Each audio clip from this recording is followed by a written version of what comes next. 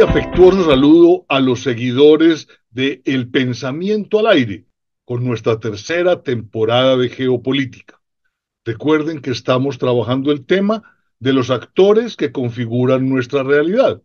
En un primer momento hablamos de los países que están en conflicto. Posteriormente, la historia de las religiones del mundo. Hemos mirado también los grandes imperios y hoy vamos a hablar de las grandes escuelas filosóficas. Como vamos a hablar de un tema tan específico, hay que ser muy respetuoso con respecto al pensamiento y sobre todo el pensamiento del otro. Por eso quisiera retomar un pensamiento del gran José Saramago, que dice entre comillas: he aprendido a no intentar convencer a nadie. El trabajo de convencer es una falta de respeto, es un intento de colonización del otro. Cierra comillas. Asimismo, como vamos a mirar y hacer un recorrido cronológico histórico de las diferentes escuelas y corrientes de pensamiento, es muy importante también tener en cuenta que hemos tenido a lo largo de la historia escrita de la humanidad unos ciclos y unos periodos muy especiales, donde en algunos momentos del tiempo el centro de la reflexión es el hombre, pero en otros momentos de tiempo los centros de reflexión son las instituciones.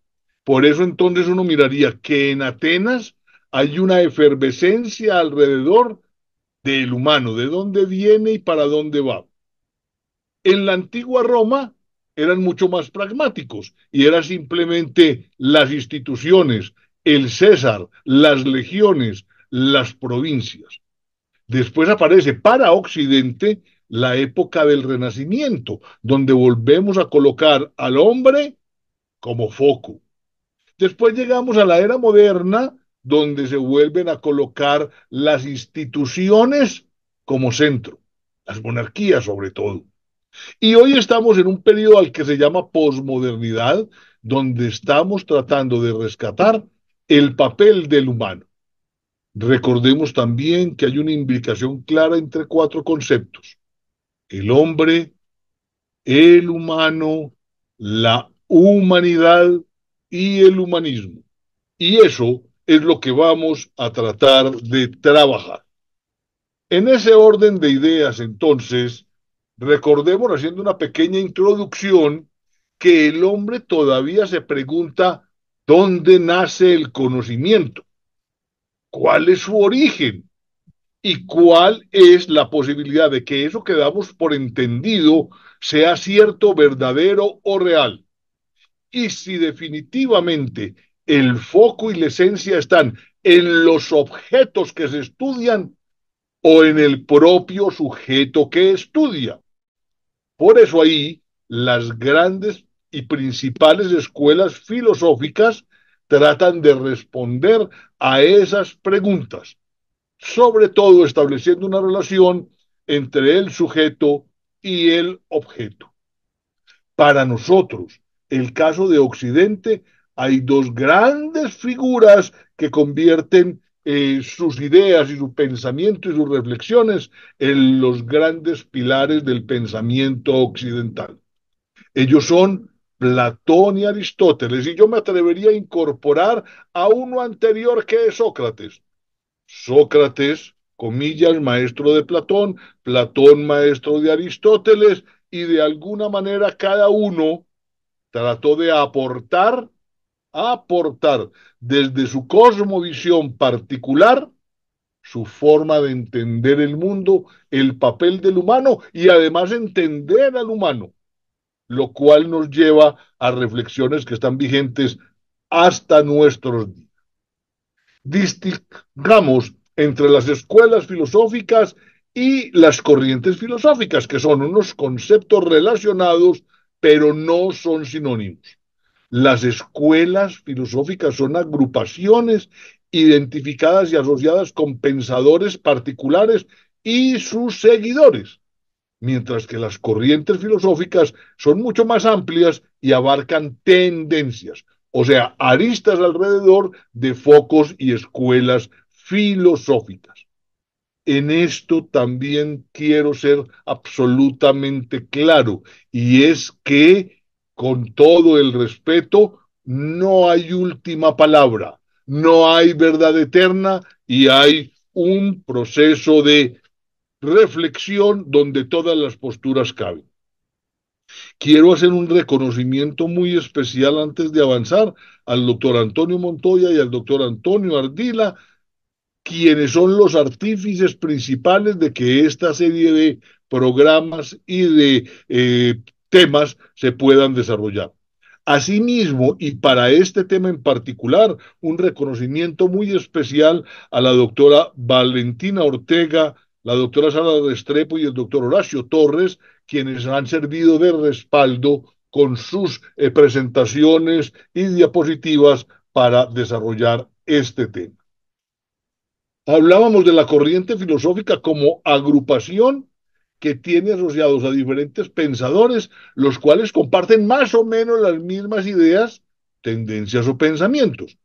Tienen una misma manera de pensar, un mismo método o de hacer filosofía a través del cual pretenden dar respuestas a preguntas sobre el hombre, el mundo que lo rodea y su propia vida. Preguntas muy complicadas. ¿Cómo surgió el mundo? ¿Tendrá principio? ¿Tendrá final? ¿Cómo nos aproximamos y decimos que conocemos la realidad? ¿Existe realmente lo que vemos? ¿Qué determina nuestro comportamiento? Y todo esto llega a desarrollarse a través de corrientes filosóficas que, como pueden ver en este gráfico, son ricas en posturas y en tendencias. Digamos que para el desarrollo que tenemos planteado, vamos a hablar de la filosofía de la antigüedad, de la filosofía de la Edad Media, del Renacimiento, de la Edad Moderna y de la Edad Contemporánea. En la antigüedad, del siglo VI antes de Cristo al 4 después de Cristo, estos son periodos en números redondos, podemos hablar del escepticismo, del estoicismo, del epicureísmo, del cinismo, del relativismo, del subjetivismo y del dogmatismo. Ya en la Edad Media, del siglo VI al siglo XIV, podemos hablar del realismo y de la escolástica. El Renacimiento, esa ebullición maravillosa del siglo XIV al XVI, alrededor del humanismo.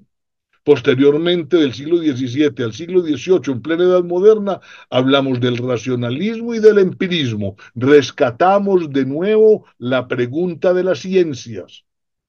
Y en la edad contemporánea retomamos temas como el idealismo, el criticismo, el existencialismo, el positivismo, el historicismo, el pragmatismo, la fenomenología y el estructuralismo. Cada una de estas corrientes filosóficas, respaldadas en escuelas filosóficas, tienen sus propias preocupaciones. Al inicio, la preocupación por la naturaleza, de dónde venimos, para dónde vamos, quiénes somos, el estudio de cómo nos relacionamos, la ética y la política y la búsqueda del sentido de la vida. En la Edad Media, para Occidente sobre todo, una asociación o una subordinación de la filosofía a a la teología, donde la fe se convierte en el centro del estudio filosófico y se rescatan autores como Aristóteles. En pleno Renacimiento es el hombre como centro del pensamiento y no la fe. Ya en la Edad Moderna empezamos a hablar y a rescatar la razón, el antropocentrismo, el abandono de la disputa entre la fe y la razón, y aparece la ciencia y la noceología. En la actualidad son los temas sociales, los temas de bienestar y, por ejemplo, la relación entre lenguaje, filosofía y, ¿por qué no?, la incorporación de la reflexión sobre la tecnología. Escuelas filosóficas trabajan en el tiempo. Usualmente tienen un líder o un iniciador o un gran primer promotor y trabajan alrededor de lugares. de alguna manera recordamos a la Academia de Platón o el Liceo de Aristóteles. Para eso no se necesitan grandes recintos, no se necesitan auditorios, no se necesitan aulas universitarias. Para hablar, para reflexionar, se requiere es predisposición, argumentación, obviamente conocimiento y respeto por las ideas del otro. Fíjense qué collage de escuelas y corrientes filosóficas. Las quiero mencionar de todas maneras para que veamos la riqueza y la preocupación que ha tenido para los humanos a través del tiempo el saber yo quién soy, de dónde vengo, para dónde voy, si se justifica o no la existencia. Hablamos de, en algún tipo de orden, me voy a ir de izquierda a derecha, enciclopedismo, psicoanálisis, criticismo, ontologismo, empirismo, escepticismo, idealismo, realismo, sensismo, patrística, positivismo, escolástica, utilitarismo, humanismo, materialismo, personalismo, pragmatismo, voluntarismo, historicismo, existencialismo, estoicismo, vitalicismo, epicureísmo, estructuralismo, evolucionismo, fenomenología, conductismo, axiología y racionalismo.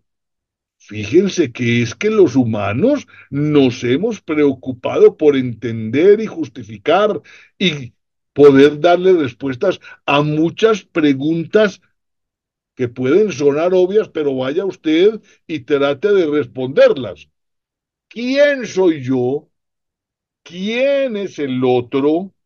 ¿Cómo funciona mi mente? ¿Cómo mi mente se proyecta o se introspecta? ¿Cómo me relaciono con las cosas?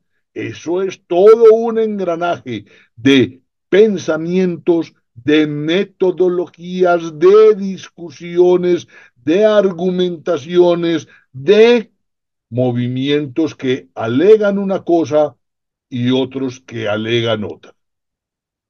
Las escuelas filosóficas, entonces, recuerden, son fundamentos, focos de pensamiento inspiradas por algún tipo de promotor que tiene sus seguidores y que tratan de explicar en un contexto determinado y bajo alguna metodología particular quién soy yo, quién es el otro y cómo se explica la relación de mí mismo, del otro, con el entorno. Y aparecen entonces las cosmovisiones.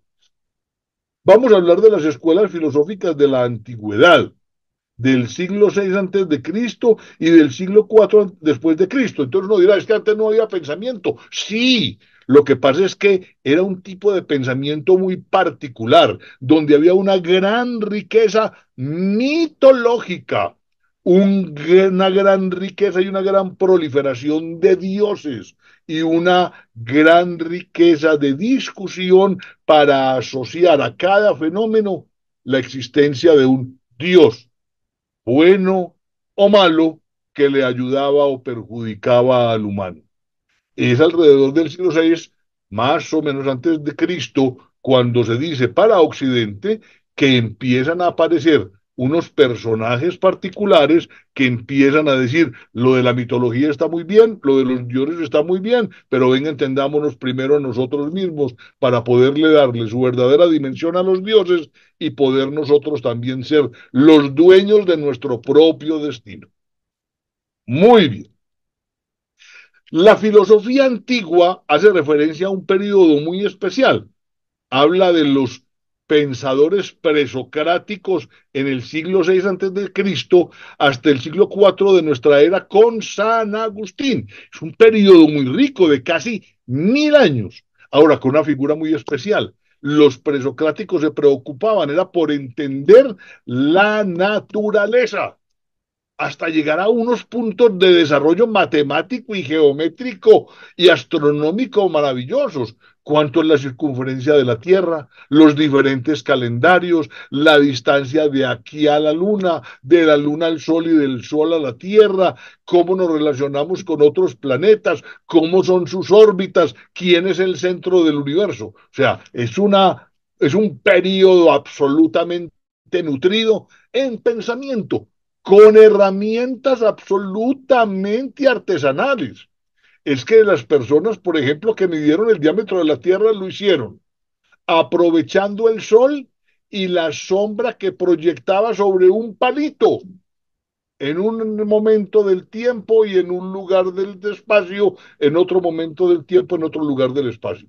¿Qué cuento de computadores? ¿Qué cuento de chips? ¿Qué cuento de inteligencia artificial? Era pura racionalidad y puro manejo de la creatividad, de la recursividad y de las formas de trabajar con las herramientas buenas o malas, abundantes o estrechas que teníamos en algún momento del tiempo. En esa época había diferentes escuelas, los presocráticos, por ejemplo, que tenían como foco en la naturaleza, y se le conoce a este periodo como el periodo, la etapa cosmológica, y aparecen autores que son impulsados por Tales de Mileto, que nació en el siglo VII antes de Cristo, hasta las últimas manifestaciones cuando aparece Sócrates. No quiere decir que si hay un momento de corte así preciso, no, no. Hay un momento de interrelación, hay un momento en que el uno se sobrepone al otro, pero de alguna manera se distingue que los presocráticos tenían como preocupación la naturaleza. Llega Sócrates y empieza a hablar de que su preocupación es el hombre, el humano. ¿De dónde viene? ¿Para dónde va? ¿Cuál es su mente? Aparecen conceptos como la metafísica más adelante, pero ya el tema de reflexión es otro. Aparecen otros señores muy importantes llamados los sofistas, que proviene esa palabra, proviene del griego, sofía, sabiduría, y sofos, sabio.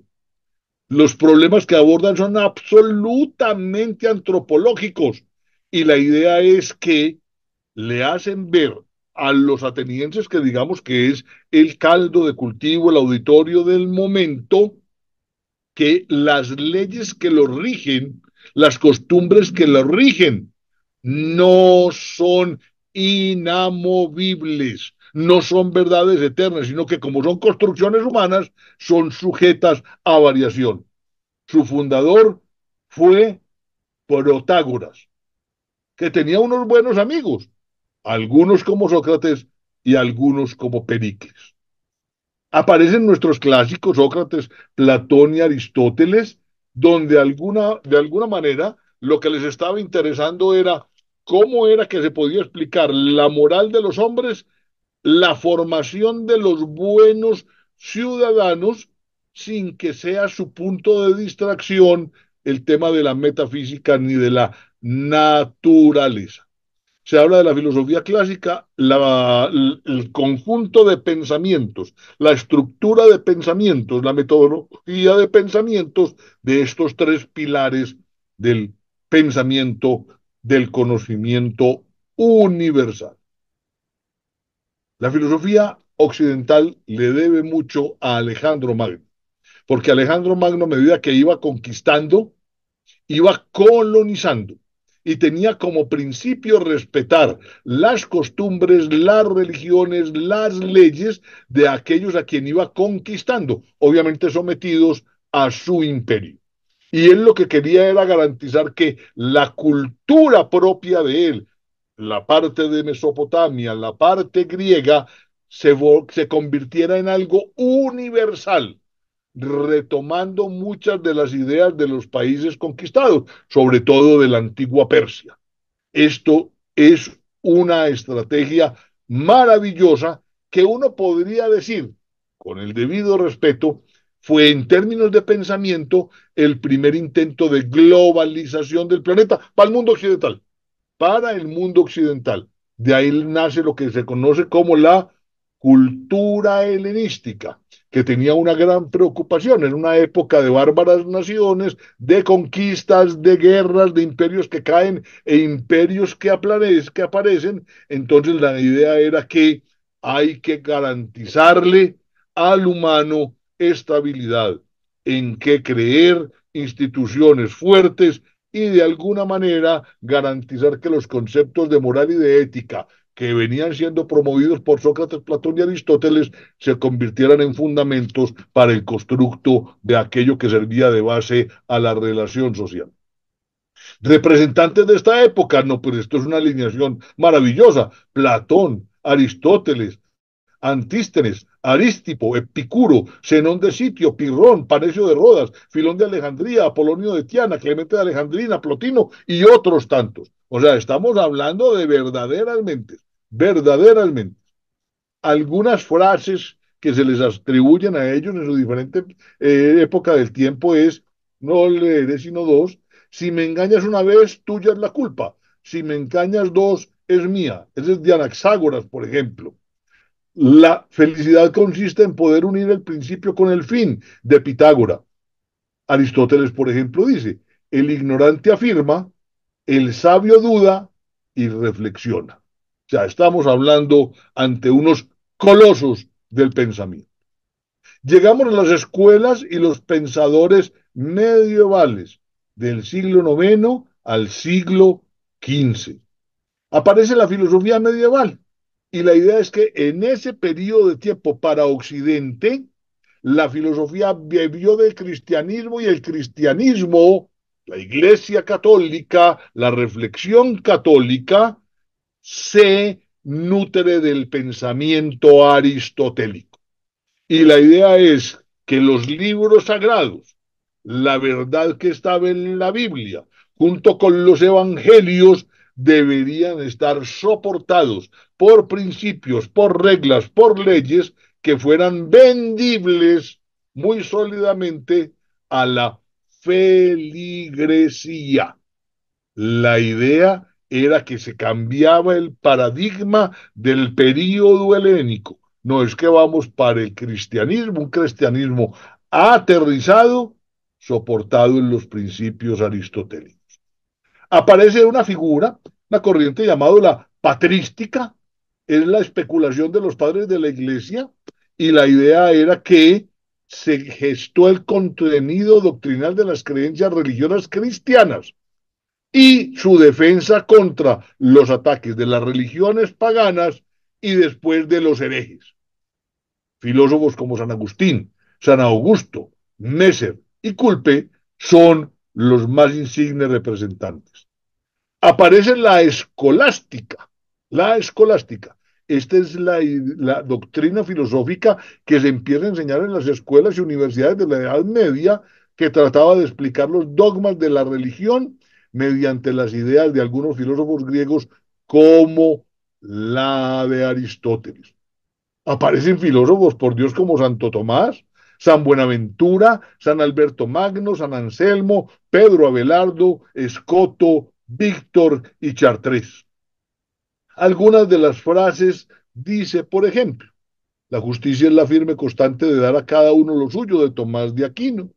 No es más rico el que más tiene, sino el que menos necesita, Agustín de Hipona. Llegamos a la filosofía moderna del siglo XIV al siglo XVIII y aparecen una serie de pensadores que giran en su pensamiento alrededor de la revolución científica. Científica. Nace como un quiebre de lo nacido en la Edad Media, donde la fe era la que imperaba. No, aquí las explicaciones no son apunte dogmas, aquí es mediante el resultado de la figura empírica, y el empirismo es la convalidación de los hechos. Cuando un hecho se convalida, es cierto, es verdad. Cuando no se convalida, entonces es incierto y puede ser soportado por la fe. Por eso, por ejemplo, al día de hoy, ¿quién prueba la existencia del cielo o del infierno? Nadie. Simplemente en términos de fe, los creyentes aceptan y adoptan una posición, los no creyentes aceptan otra. Aparecen figuras como el empirismo, que es una doctrina psicológica y epistemológica que frente al racionalismo afirma que cualquier tipo de conocimiento procede únicamente de la experiencia, ya sea interna, que es la reflexión, o externa, que es la sensación, el experimento, y que esta es la única base. de ideas como John Locke, George Berkeley, David Hume y Francisco Bacon es que se soporta esta corriente. Aparece es posteriormente el idealismo. El idealismo, tendencia para considerar al mundo y la vida de acuerdo con unos modelos de armonía y perfección. Y perfección. Aparece lo axiológico, el deber ser. Este idealismo trascendental es una corriente ontológica propuesta nada más y nada menos que por el filósofo alemán Immanuel Kant. Kant pretende conciliar y superar las corrientes anteriores. Aparece el racionalismo y entonces el racionalismo lo que dice es que, a diferencia del anterior, razón dada por Dios y rechaza la idea de los sentidos, ya que nos pueden engañar. Engañar. Defiende las ciencias exactas, sobre todo las matemáticas. Habla de que hay cuatro principios para buscar la verdad: la evidencia, el análisis, la deducción y la comprobación. Algunas de las frases: los periodistas son quienes reparten cizaña en la vida moderna. Pablo Picasso. Pero dice también, ¿no será acaso que esta vida moderna está teniendo más de moderna que de vida? El señor Quino. Muy bien. Llegamos a la filosofía contemporánea del siglo XIX hasta nuestros días. Uno podría argumentar lo siguiente antes de comenzar a desarrollar este periodo. Lo anterior tiene que ver con procesos de larga duración, donde se puede hablar de posturas y razonamientos clásicos, como el de Sócrates, Platón y Aristóteles, por ejemplo. La filosofía contemporánea, diría uno, está fundamentada más en corrientes que en escuelas y muy focalizadas alrededor de escenarios geográficos y vivencias históricas particulares. Algunas adquieren dimensión universal, ¿cómo no? Pero la mayoría de ellas tienen vigencia con mucho énfasis en ciertos lugares geográficos, en ciertos contextos históricos y obviamente en ciertos momentos de temporalidad. Muy bien. La filosofía contemporánea comprende desde finales del siglo XIX hasta nuestros días, digamos que es la última etapa o la más reciente etapa de la historia de la filosofía, que es absolutamente compleja, controvertible, porque es que ahí hay revolución francesa, ahí hay revolución industrial, ahí hay revolución tecnológica, pasa en la revolución atómica con las bombas en la Segunda Guerra Mundial, o sea, con la llegada a la Luna. Es un momento muy crucial de la humanidad donde el cambio se vuelve la constancia por excelente. El tema principal de estos filósofos contemporáneos es el problema del hombre, tratando de explicar su esencia y la naturaleza. Necesitan considerar al hombre como ser y como animal. Muy bien. Aparecen figuras como el enciclopedismo, a la que le hemos puesto mucho misterio, no tanto. Liderada por un señor llamado Diderot, trató simplemente de recopilar en un gran texto conceptos, una recopilación de conceptos en orden alfabético, como lo que conocemos todos en los diccionarios o en las bibliotecas o en las enciclopedias, tanto físicas como virtuales. Pero, ¿qué es lo importante de la enciclopedia? Es la desmitificación de un mito. Es que usted, para poder acceder al conocimiento, lo único que necesita es saber leer, posiblemente escribir y tener mente abierta para reflexionar, para pensar, para estudiar, para poder argumentar. Aparecen filósofos como Lecher, Ferget, Rinet, Rast, Olbach y Lemaitre que le dan vida y cuerpo a esta figura. Aparece una figura extraordinaria que es el señor Hegel, donde dice que hay una figura absoluta e ideal que él denomina como idealismo absoluto, que es una filosofía ontológicamente monista. Aunque los dos términos suenan un poquito complicados, no tiene mucho misterio. Es simplemente reconocer que el hombre, el ser, es en última instancia comprensible como un todo integral. Nosotros tenemos muchos mundos, tenemos muchos universos, tenemos muchas dimensiones. ¿Listo? El reconocer que tenemos una multidimensionalidad hace parte de ese idealismo absoluto. Figuras como Leibniz, Hegel, Bolzano, obviamente Hegel le dan pie a esta postura que se vuelve estructurante para el pensamiento moderno. Aparece el positivismo, consiste en no admitir como válidos científicamente otros conocimientos y no los que proceden de la experiencia. ¿Qué cuento pues de posturas a priori, de dogmas, de reglas, de tradiciones y de costumbres? El hecho es la realidad. Y aparecen, por ejemplo, pensadores de la talla de un Augusto Comte, Stuart Mill y Spencer. Aparece la figura del neocantismo, que es simplemente un refresque de las ideas semiutópicas de Kant, donde la idea es que la crítica del conocimiento está en permanente confrontación con el predominio de la metafísica. Una cosa es el ser trascendente y otra cosa es el ser como sujeto que está sometido a un entorno. Y si no sometido, sí al menos en permanente interrelación. Aparece el neopositivismo, es la figura del empirismo moderno, nace al principios del siglo anterior y la idea es defender el método científico como una forma exclusiva de conseguir conocimiento. Conocimiento. Aparecen figuras como Frank, Fecht, Hahn, Neurath, y la idea era la unificación de las ciencias y de pronto pasar a un segundo plano el tema de la metafísica a quienes ellos consideraban como especulativa o consideran como especulativa.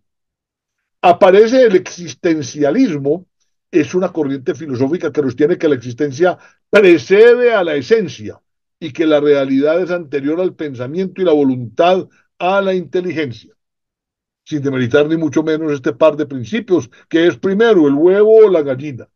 Filósofos como Heidegger, Marcel Jasper, Sartre, Kierkegaard y Bohaden son los que se preocupan por estos asuntos, lo cual ha tenido enorme influencia, sobre todo también en el plano científico de lo atómico, de lo atómico. Aparece la figura del irracionalismo, que este término designa genéricamente las corrientes que privilegian el ejercicio de la voluntad y la individualidad por encima de lo que ofrece el mundo. El hombre es potencia, el hombre es fuerza, el hombre es voluntad. Todo lo que se propone lo saca adelante. Una maravilla. Y las figuras de este tipo de figura no son sino Schopenhauer, Nietzsche, Kierkegaard, que en algunos casos se dice lo que tratan es negar a la razón. Recuerden por allá la razón y la fe. Aparece el vitalismo, que tiene su epicentro en Europa, se opone a las explicaciones mecanicistas que presentan la vida como fruto de la organización de los sistemas materiales que le sirven de base. Una especie de estructuralismo. No, hay una dinámica, hay una funcionalidad que le da vida a las estructuras. Filósofos como Nietzsche, Dilley, Bergson, Arendt, Renke y Müller son los principales representantes de esta corriente. Aparece el personal énfasis en la persona. El hombre es un ser único, irrepetible, pero también un ser relacional, esencialmente social y comunitario, libre, trascendente y con un valor en sí mismo que le permite, que le impide convertirse en un objeto. No, es que nosotros somos más que un objeto. Es un ser moral, capaz de amar, de actuar en función de una actualización de las potencias y finalmente de definirse a sí mismo considerando siempre la naturaleza igualándola a la virtud. Nada más y nada menos, quien está detrás es Immanuel Kant. Dentro de estas corrientes modernas se destaca el marxismo, que es un modelo teórico explicativo de la realidad que habla de pensamientos fundamentados en lo económico, lo filosófico, lo sociológico y obviamente de lo político.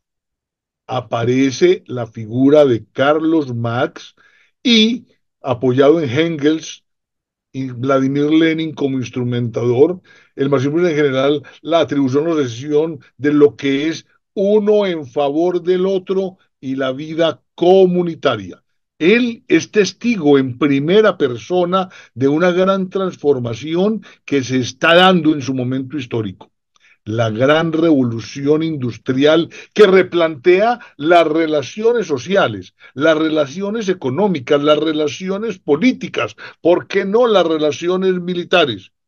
Y habla de una nueva forma de entender el mundo, teniendo como determinante en última instancia a la economía. Él habla la condición del trabajador en una sociedad de clases, de alguna manera, donde el trabajo va por un lado, el dueño de los medios de producción por otro. Este señor influencia hasta nuestros días. Aparece M, la escuela de la praxis.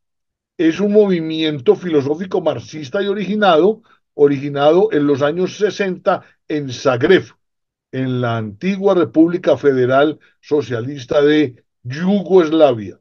Aparecen pensadores como Petrovic, Cangrega, Markovic, y la idea es que postula cosas como las siguientes: el énfasis en los escritos tempranos de Marx antes de llegar al proceso político y la búsqueda de libertad de expresión basado en la insistencia de Marx de la crítica social.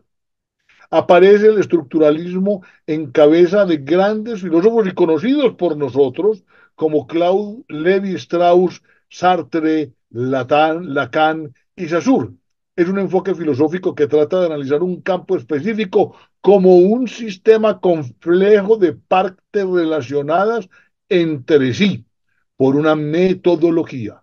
Una cosa es la estructura, otra cosa es la relación entre los componentes que deviene en funcionalismo.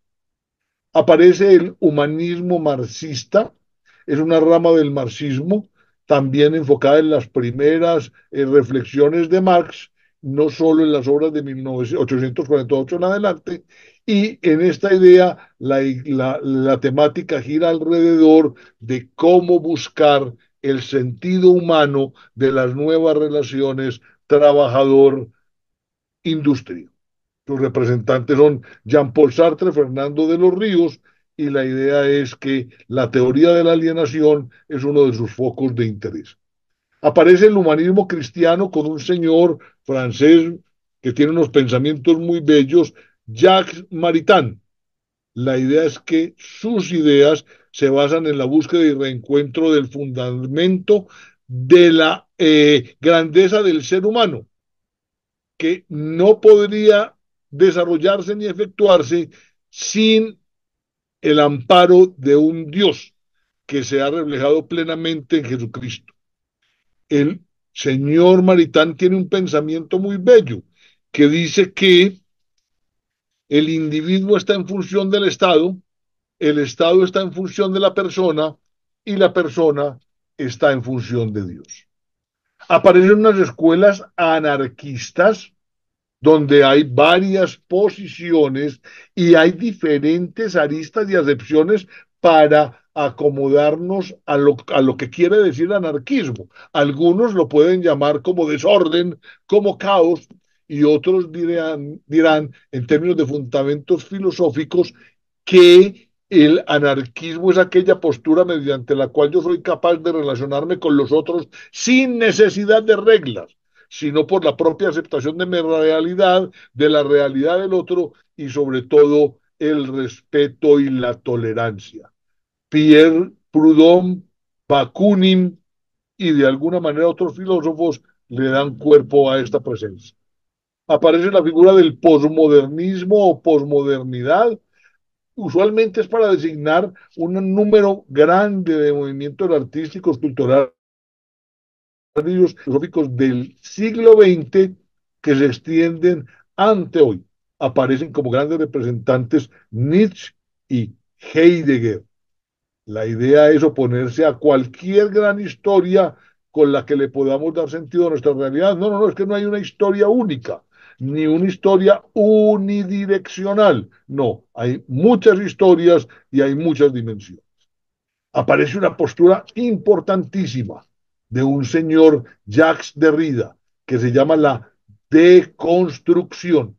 Deconstrucción se basa en el estudio del método implícito en los análisis de Heidegger, fundamentando en sus análisis etimológicos de la historia de la filosofía. O sea, analiza la filosofía, la coge y la desmenuza. Esto por qué y para dónde viene y para dónde va.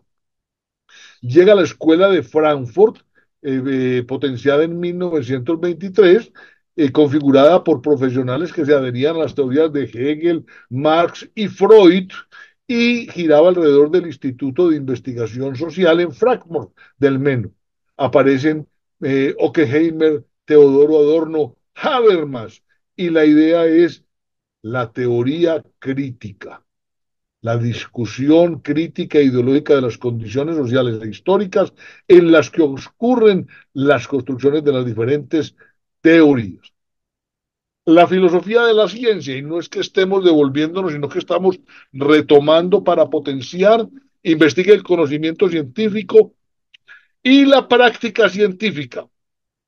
Se ocupa sobre todo del saber, sobre todo de cómo se desarrollan, evolucionan, cambian y se consolidan las teorías científicas y de evaluar si la ciencia es capaz o no de sacar a flote y esclarecer las entidades o verdades ocultas, los procesos íntimos de la naturaleza.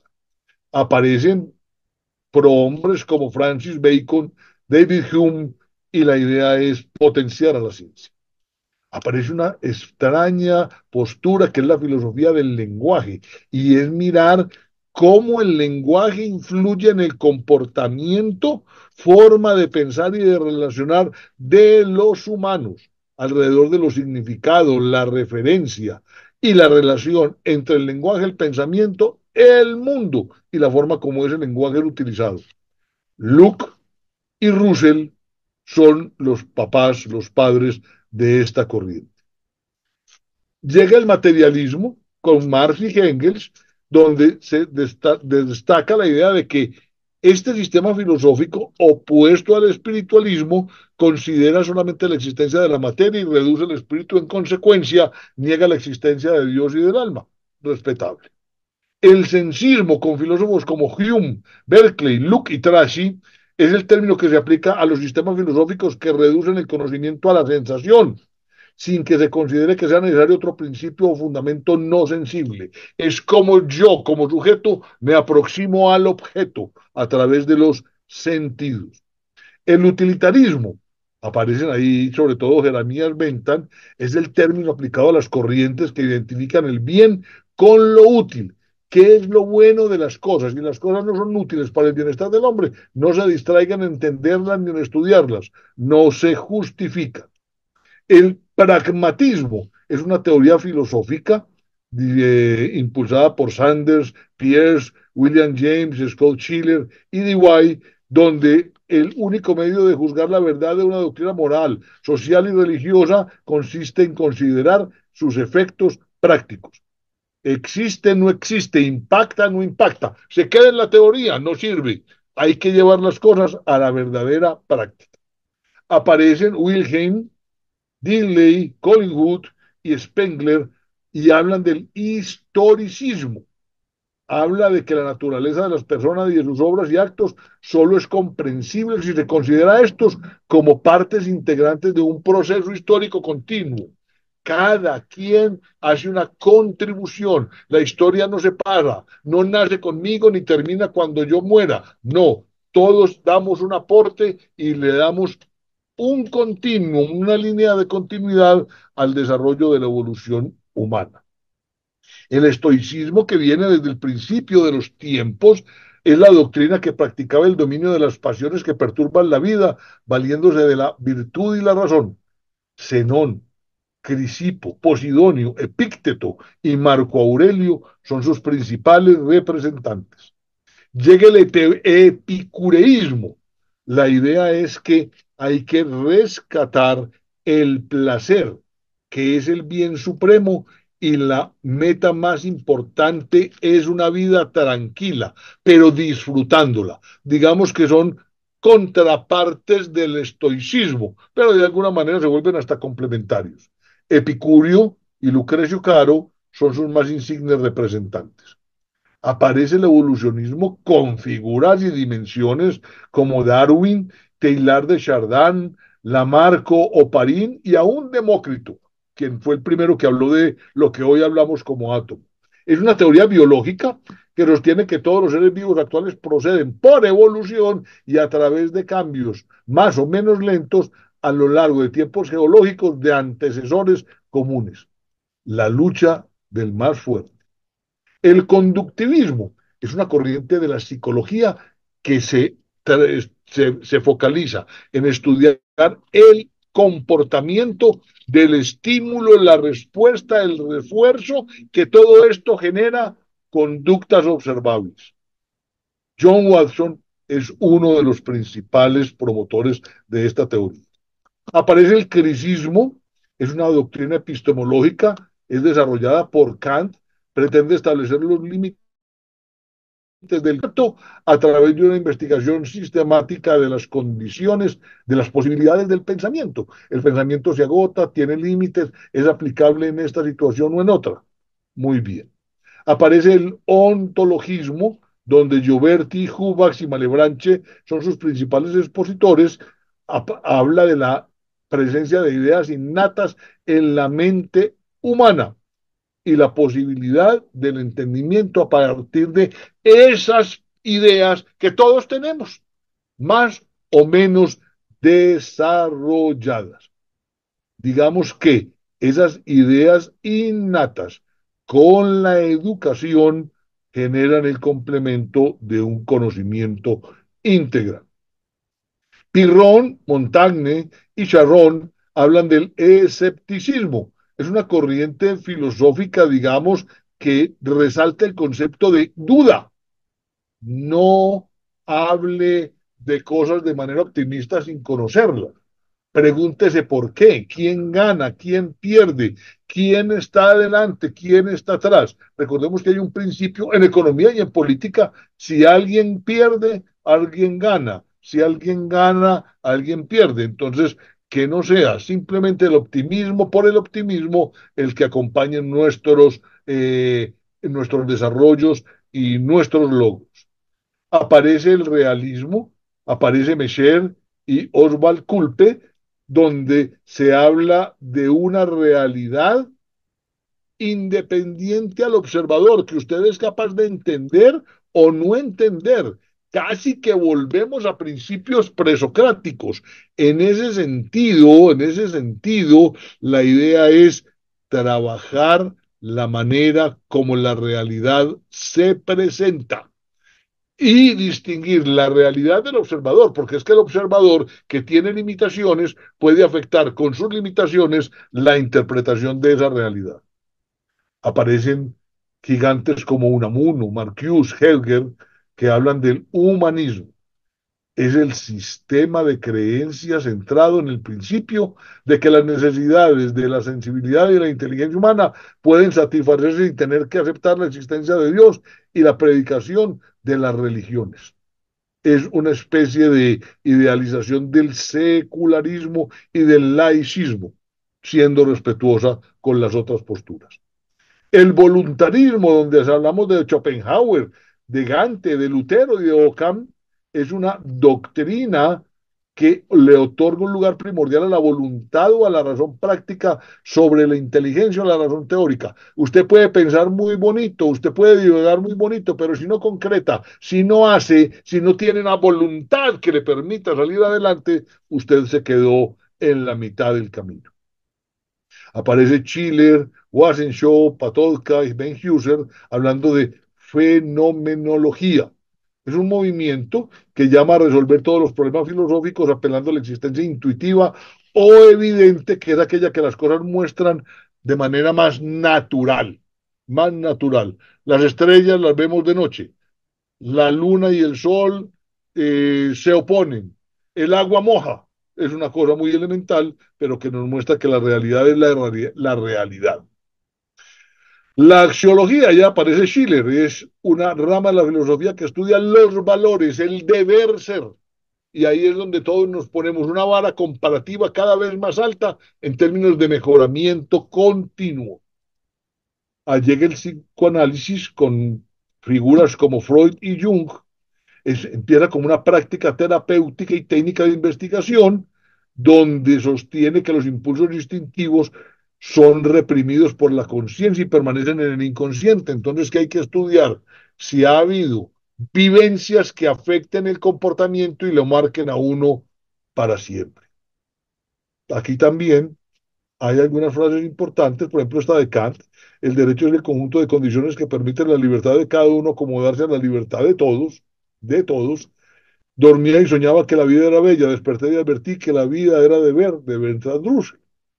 Fíjense, amables seguidores de Pensamiento al Aire, que el tema de la filosofía es un tema muy rico, que no es tan pesado como cuando uno lo estudiaba en el colegio.